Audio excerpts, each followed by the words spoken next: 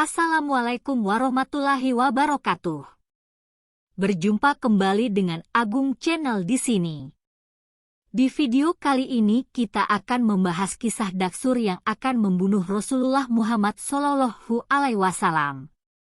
Ada cerita menarik di balik kisah yang satu ini. Semoga pembahasan ini bisa bermanfaat dan menjadi referensi buat teman-teman YouTuber sekalian. Yuk kita mulai. Bismillahirrohmanirrohim.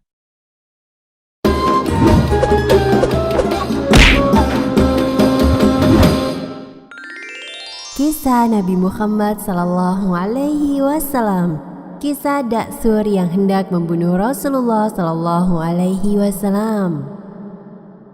Pada bulan Muharram tahun 3 Hijriah, Rasulullah Sallallahu Alaihi Wasallam memimpin langsung pasukan sebanyak 450 orang untuk menghadapi dua bani suku Ghatafan, yakni Bani Tha'labah dan Bani Muharib. Beberapa hari sebelumnya, suku Ghatafan telah membuat onar di pinggiran kota Madinah. Mereka merampok dan melakukan berbagai kejahatan yang meresahkan umat muslimin dan penduduk sekitar yang ingin keluar masuk kota Madinah. Tinggalkan semua harta benda itu, atau jika tidak, kau akan menerima akibatnya.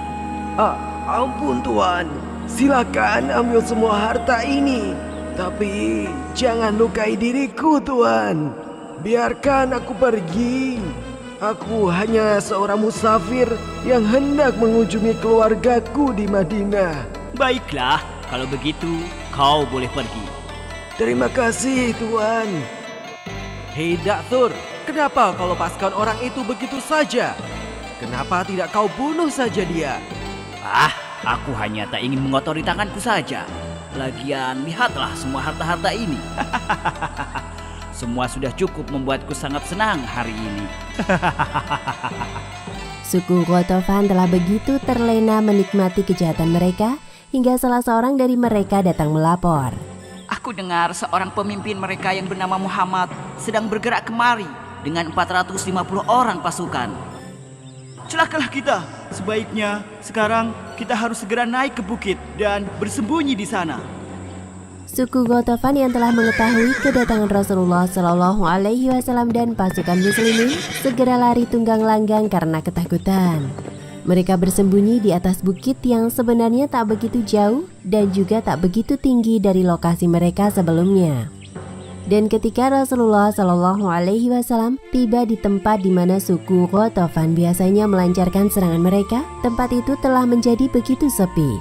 Sepertinya mereka telah meninggalkan tempat ini. Mungkin mereka tahu kita akan kemari. Kemudian mereka lari ketakutan. Lalu atas perintah Rasulullah Shallallahu Alaihi Wasallam, kaum muslimin kemudian mendirikan perkemahan di tempat tersebut yang juga tak jauh dari sumber mata air.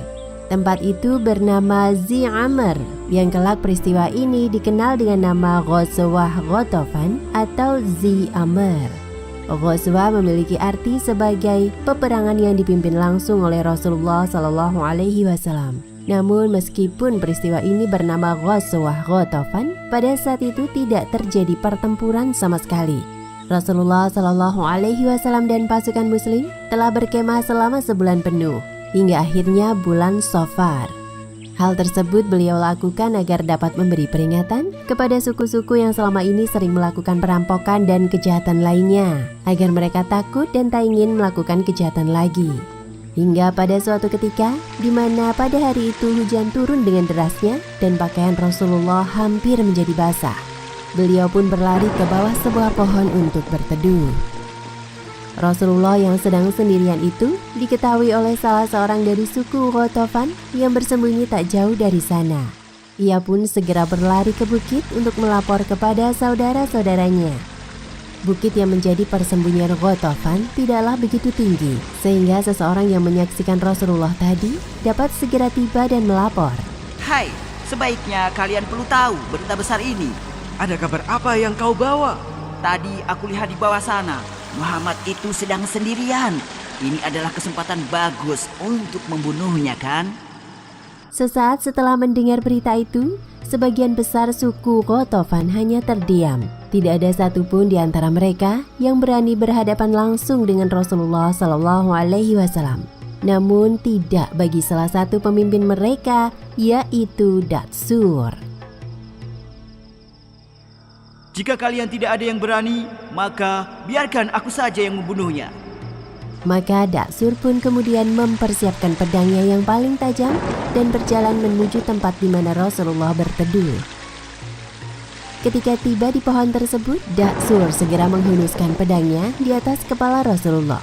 Kala itu Rasulullah sedang tertidur, namun meskipun fisiknya tampak terlelap, tetapi batin beliau terus berzikir kepada Allah, sehingga Rasulullah dapat dengan segera sadar dan membuka matanya. Dengan tampang bengisnya, Datsur pun menghunuskan pedangnya ke arah wajah Rasulullah Shallallahu Alaihi Wasallam. Tidak ada siapapun di sini. Siapakah yang dapat melindungimu dariku? Allah. Ketika mendengar jawaban itu, Datsur pun lantas terperanjat. Bagaimana mungkin seseorang bisa begitu tenang ketika maut ada di depannya? Namun Rasulullah telah menunjukkan hal itu pada Datsur. Ketenangan jiwa dan keyakinan mantap Rasulullah telah membuat Datsur terdiam tak sadarkan diri. Dan tanpa ia kendalikan, pedang yang ia genggam itu pun terjatuh. Dan seketika itu juga Rasulullah memungut pedang itu, lalu berdiri dan menghunuskannya ke arah wajah Datsur. Dan beliau kemudian menanyakan hal yang serupa. Lantas sekarang siapa yang dapat melindungimu dariku? Datsur yang mulai panik itu kemudian perlahan menjawabnya. Tidak ada siapapun yang dapat menyelamatkanku. Kemudian Rasulullah pun menurunkan pedangnya, lalu memaafkan dan membiarkan Datsur kembali ke sukunya. Perlakuan Rasulullah ini sangat berkesan bagi Datsur, sehingga ia mengakui kerasulan Nabi Muhammad SAW serta berjanji tidak akan mengganggu lagi. Bahkan Datsur berdakwah menyiarkan agama Islam kepada kaumnya. Demikian kisah Datsur yang hendak membunuh Rasulullah SAW. Dari peristiwa ini kita dapat menarik pelajaran bahwa mengingat Allah dan menghayati sifat-sifatnya melahirkan ketenangan jiwa. Hendaknya kita mempunyai kesadaran bahwa Allah Maha Kuasa atas segala sesuatu dan bahwa tiada daya untuk meraih manfaat atau menampik mudarat kecuali bersumber darinya. Wallahu a'lam bishawab. Demikian tampilan kali ini, terima kasih atas perhatiannya. Semoga bermanfaat. Jangan lupa klik like, komen, dan subscribe konten ini serta nyalakan loncengnya agar tidak ketinggalan info-info yang Agung Channel berikan selanjutnya.